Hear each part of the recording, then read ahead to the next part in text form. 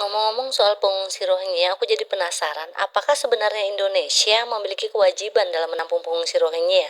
Bukankah Indonesia tidak meratifikasi Konvensi Pengungsi 1951 dan protokolnya 1967? Artinya, Indonesia seharusnya tidak memiliki tanggung jawab terhadap pengungsi Rohingya. Mengapa bukan negara-negara lain saja yang jelas telah meratifikasi konvensi tersebut? Lalu atas dasar apa sebenarnya Indonesia bertanggung jawab terhadap pengungsi? Mengapa kemudian Indonesia mau melakukannya? Selain kemanusiaan atau atas dasar hak asasi manusia? Sebenarnya sah-sah saja ketika negara melindungi para pencari suaka, bahkan hal tersebut tentu saja sebagai bentuk memanusiakan manusia.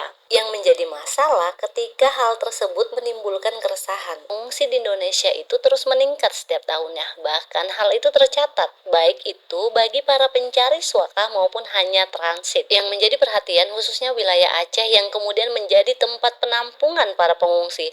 Bahkan dikatakan Aceh saat ini hampir over kapasitas dalam penampungan pengungsi. Lalu kenapa kemudian Indonesia tidak secara tegas menolak begitu saja para pengungsi tersebut? Nah, perlu diketahui bersama bahwa hal ini juga didasari adanya Pilpres 125 tahun 2016 tentang penanganan pengungsi dari negara lain atau pengungsi yang tidak mendapatkan perlindungan dari negara asal ya, atau adanya status waka. Dalam Pilpres ini setidaknya mengatur 45 pasal dan pasal kedua sendiri penampungan ini dilakukan berdasarkan kerjasama antara pemerintah pusat dengan PBB.